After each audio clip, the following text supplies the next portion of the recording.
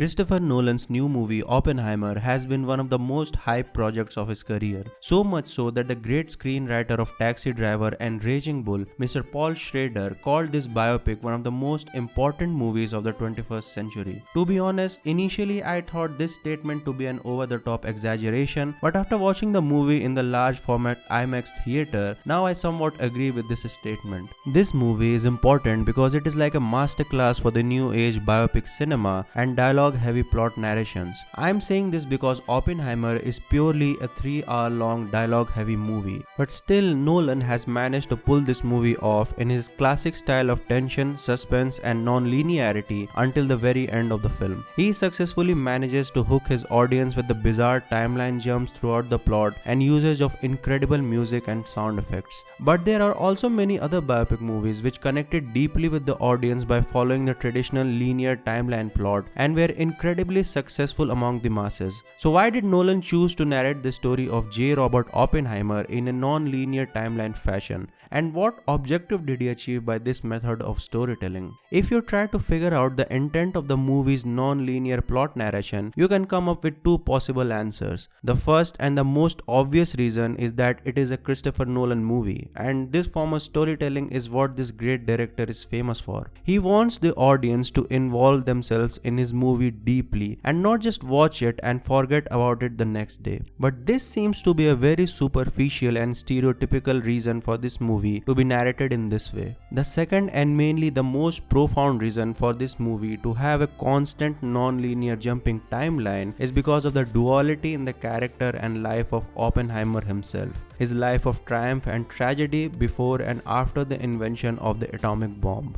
Let me explain this reason to you in depth. If you are a Nolan fan, you would have watched his incredible movie Memento, which was a career-defining cinema for Nolan back in the year 2000. In that movie, Nolan uses a bizarre but a very unique technique of storytelling, as this movie stitches the alternate scenes of subjective colored parts which focuses more on what is happening inside the mind of the protagonist, and the objective black and white parts presenting factual data of the same timeline, where the subjective colored scenes run backwards and the objective black and white scenes run forward, and then at the end of the movie both colored and the black and white scenes merge together in the middle of the story where the climax of the movie takes place and all the questions are answered. This movie keeps providing the audience slowly and steadily pinches of objective facts in the form of black and white scenes for the audience to connect the dots, as well as the subjective colored events portraying the confused mind of the protagonist, which parallelly keeps the audience in a similarly confused condition just like the protagonist. If this murder mystery movie was directed in a typical linear timeline fashion, the subjective parts of the movie would have absolutely failed to produce the impact and the suspense, and the audience wouldn't have been able to experience the true gravity of the amnesia disease that the protagonist was diagnosed with. It was this jumbled up narration technique which helped Nolan to keep the story moving forward as well as make the audience watch the whole story from Leonard's perspective, who was diagnosed with memory loss amnesia. Hence, Nolan continuously churns his audience between the subjective and objective events to create the same level of confusion and helplessness inside the minds of the audience, just as it is in the amnesiatic mind of Leonard or the protagonist. I am discussing the plot of Memento in this video about Oppenheimer because the narration technique of Oppenheimer is somewhat similar to that of Memento's plot narration. In both the movies, the plot is heavily character driven, so in order to make the audience completely engrossed in the movie, or to say in the story of the character in the first person form, Nolan had to execute something out of the box just like he did in Memento. He had to do something to make the audience stand right in the shoes of Oppenheimer and experience the same choices, dilemmas and guilt of the father of the atomic bomb. At this point, you must be thinking that Memento was a psychological murder mystery thriller, whereas Oppenheimer is purely a biopic movie. So how the hell would this narration technique work on this particular film? Well, if you compare the plot of both the movies on a more deeper level, you will realize that in Memento, the subjective and the objective timelines of the movie are separated from an event where the climax of the movie takes place, where all the questions are answered. Let's call this event the separator event. This event, though it falls in the middle of the timeline, it is the most important event in the story as it separates the movie into two completely different parts. Now if we go to the story of Oppenheimer, it is based on the award-winning book named American Prometheus, The Triumph and Tragedy of J. Robert Oppenheimer, where the dual nature of Oppenheimer's life is discussed as I mentioned earlier. The life of triumph and scientific achievements until the invention of the atomic bomb, and the life of tragedy and suffering after the invention of the atomic bomb. And both these events in the movie are separated by this particular separator event, where Oppenheimer meets Einstein in the year 1947, which is 2 years after the detonation of the first atomic bomb and somewhere in between both the phases of his life. Here he discusses about their research for mankind and finally realizes the dooming consequences of his actions, thereby completely entering into the tragic phase of eternal guilt and suffering of his life. And Nolan once again ends his movie at this separator event, just like he did in Memento. Now this is how the narration technique of Memento starts working into Oppenheimer's plot.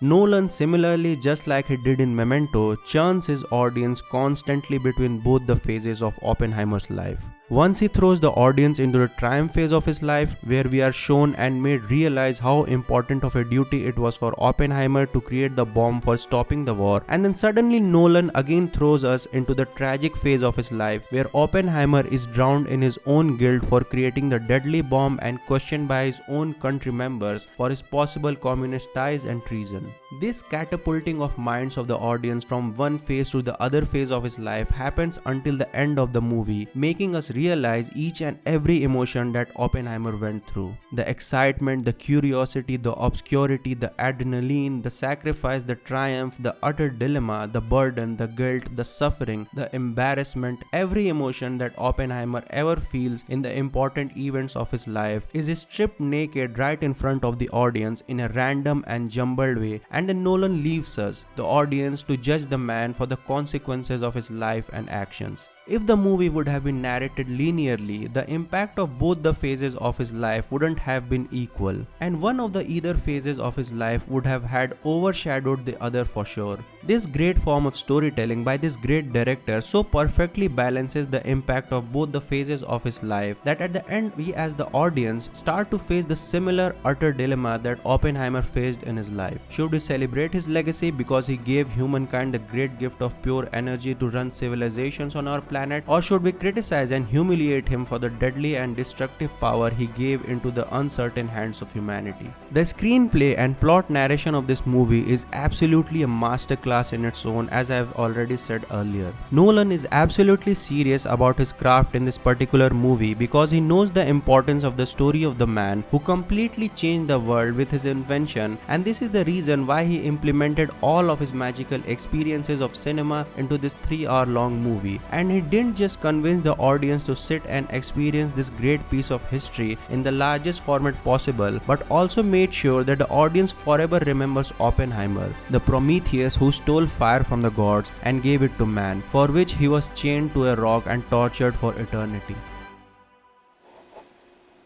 I remembered the line from the Hindu scripture, the Bhagavad Gita.